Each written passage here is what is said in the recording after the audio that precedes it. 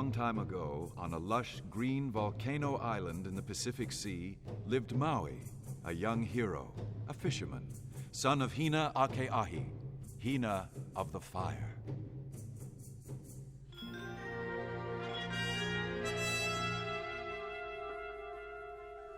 Maui had magic powers.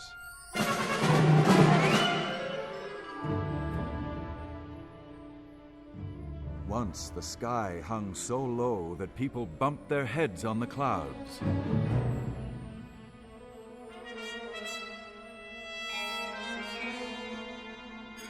So Maui leaned his shoulder to the sky and pushed it up, higher than the mountains.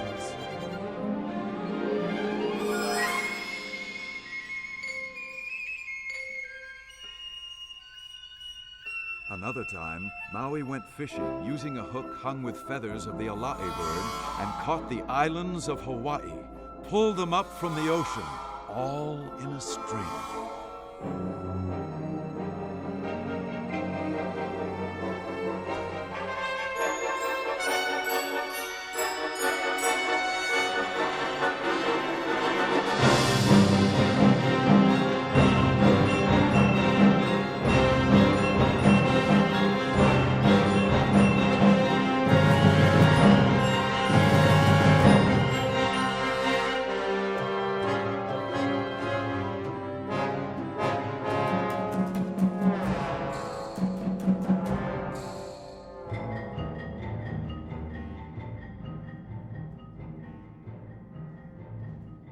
This is the story of how Maui captured the sun, snared him beam by shining beam, and caused the summer and winter seasons, and became known as the spreader of light.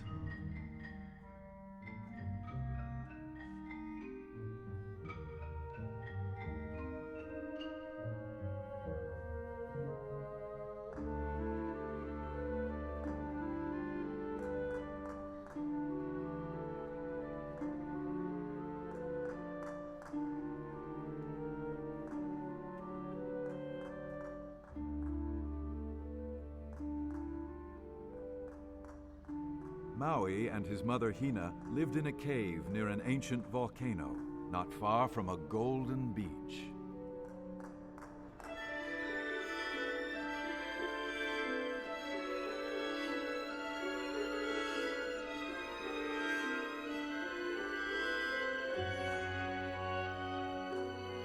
Every day, Hina pounded out wet bark cloth called kapa on a long wooden board and cooked food while Maui fished, casting his nets wide into the sea.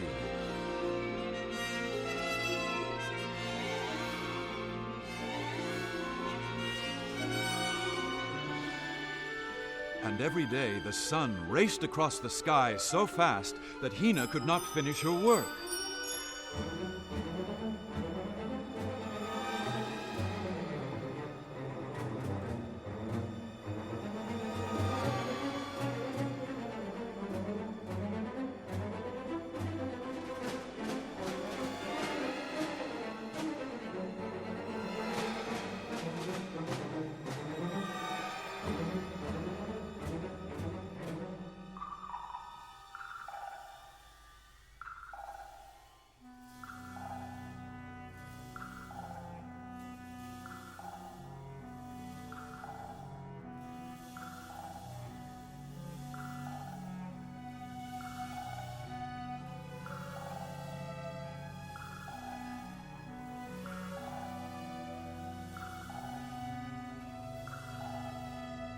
"Why is the sun in such a hurry?" she complained to Maui. "The kapa won't dry, and the kalo and sweet potatoes are withering. What can we do?"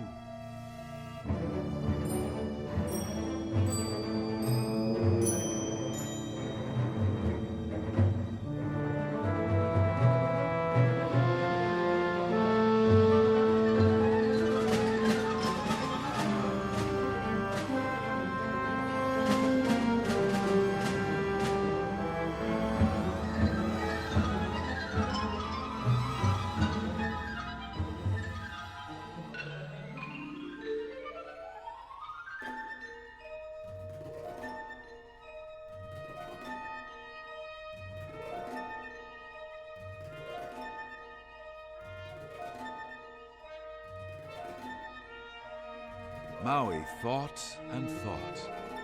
The longer he thought, the angrier he got. "I'll show the old sun," he declared to his mother. "I'll show the sun who's Luna here."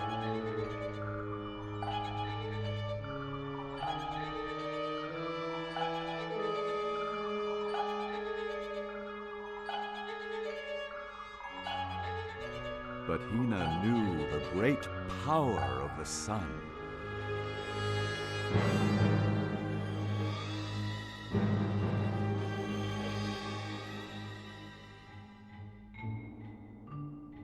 "If you want to tame him," she told Maui, "you will need the help of Mahuie, your grandmother.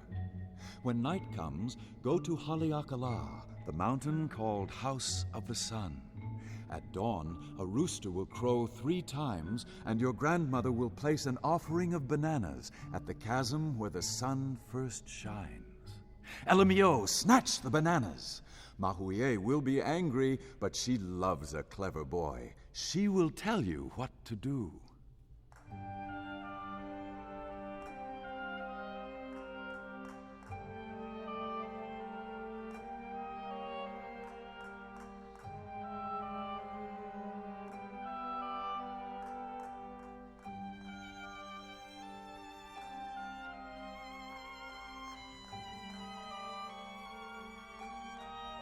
Maui set out for Haleakala and hid in a wili-wili tree nearby.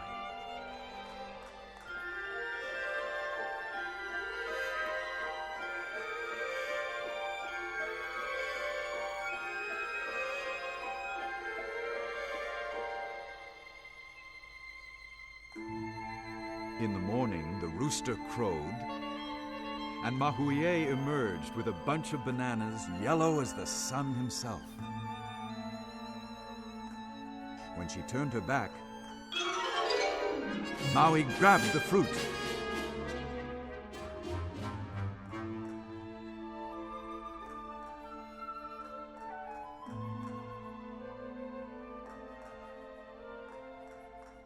Mahuie brought more, and Maui took them too.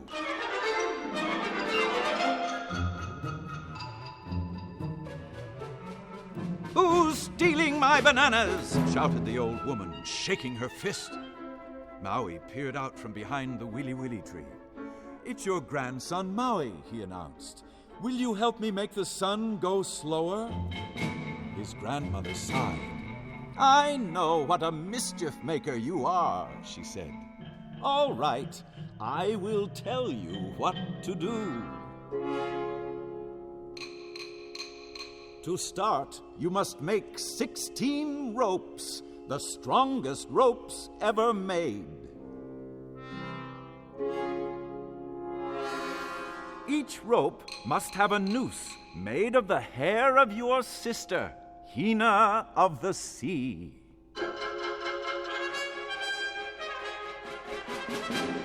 Maui scurried off. First, he shinnied up a palm tree and pulled thick fibers from coconut husks to braid the rope. Then he dove down deep into the sea and plucked hair straight out of his sister's head.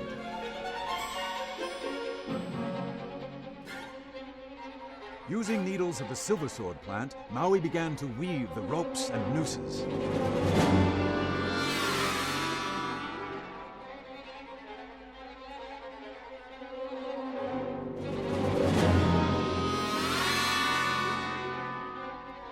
When he finished, his grandmother clapped her hands. "Good," she said. "Now take my magic axe, and you are ready to challenge the sun."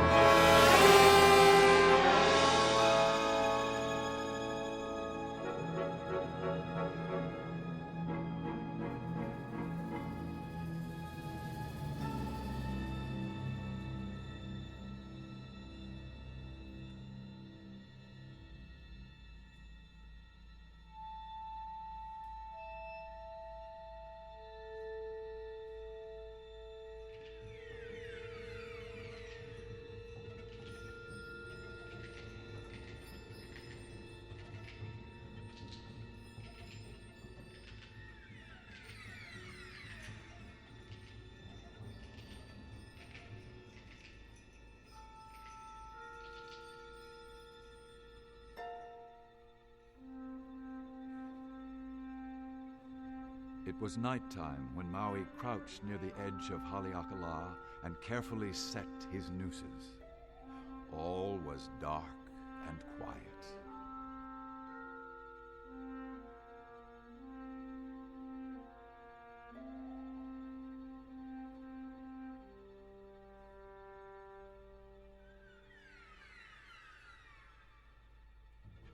But just as he was beginning to doze off, he heard the loud screech of the rooster.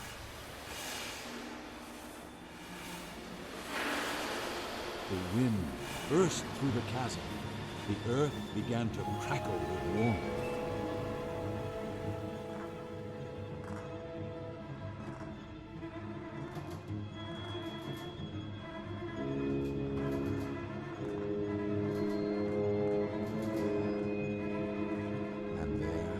Advancing slowly through the cleft, like the tentacle of an octopus, stretched the first ray of the sun, groping among the trees, lighting the green silver shoots of Hina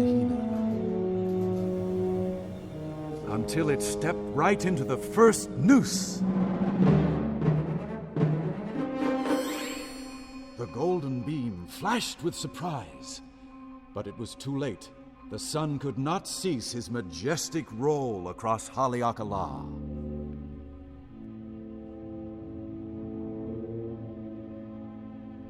A second sun leg reached slowly into its trap, then a third and a fourth.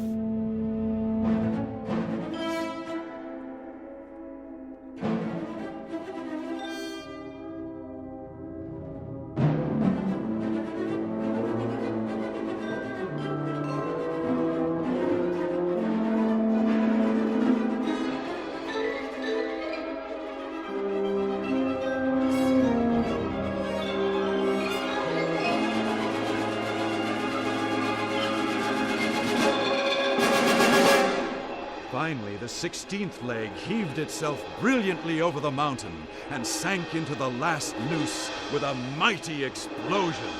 Hunks of fire flew everywhere. The sky was bright with sparks. The sun was burning mad.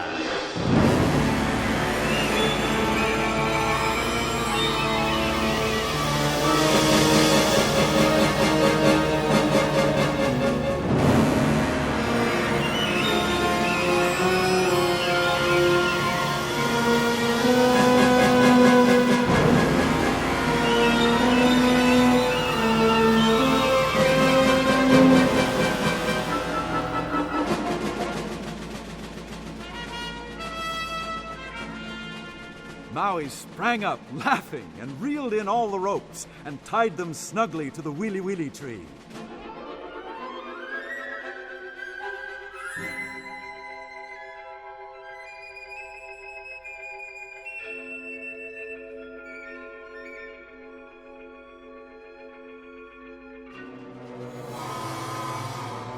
The sun flared furiously, roaring a battle cry loud and hot as bursting lava. "Let me go!" the sun screamed, spitting boiling fireworks and scorching Maui's skin.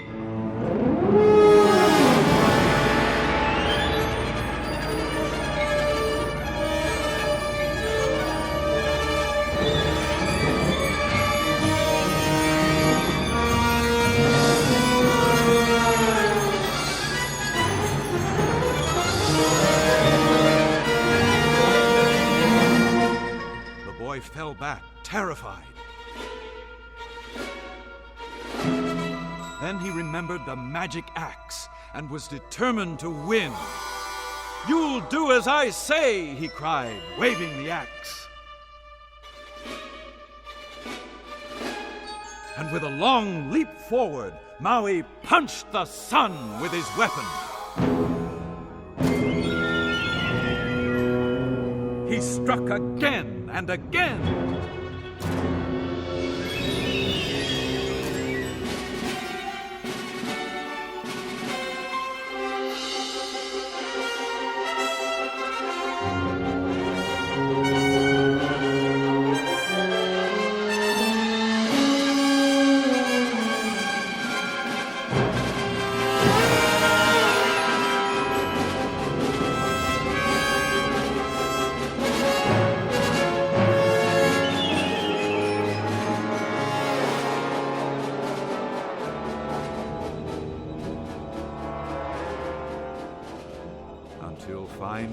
Slowly, the sun began to dim, little by little, until he barely glowed.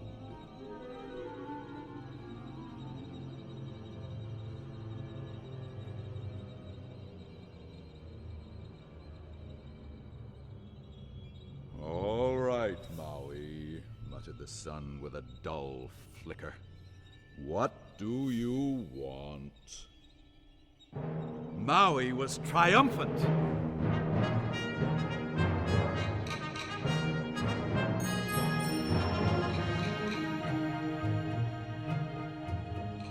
This is what I want, son.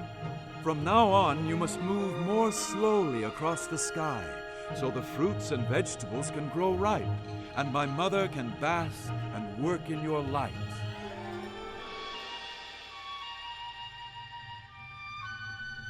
This command irritated the sun, who chafed indignantly at his ropes, scattering little embers all around Haleakala. He groaned. What about just some of the time?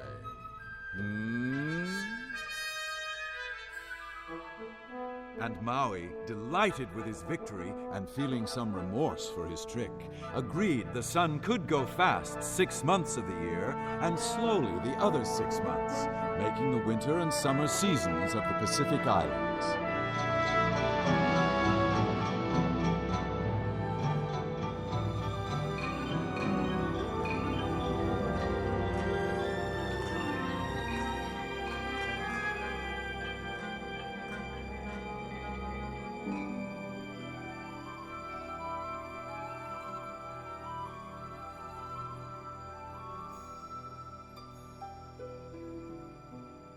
Now that we've settled this, the sun wailed, will you let me free?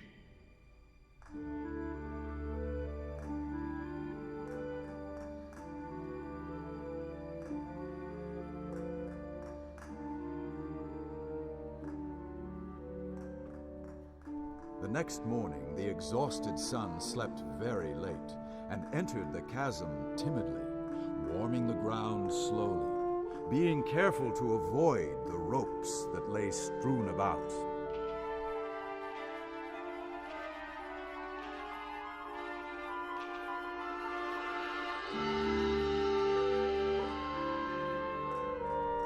Why is your trap still here?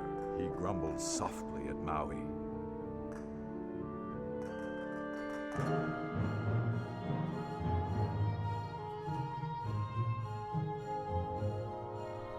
The young hero, who was weary from fighting and cold from sleeping by the mountain, smiled when he felt the delicate heat of his former foe.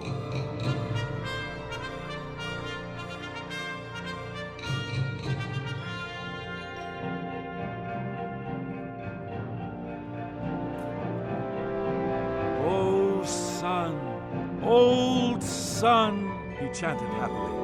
"As the tides change and the winds blow, the traps will loosen and lighten and float like clouds. Even so, in winter and summer, the rope shadows will mark the sand as signatures, recalling our vow of harmony between earth and sky."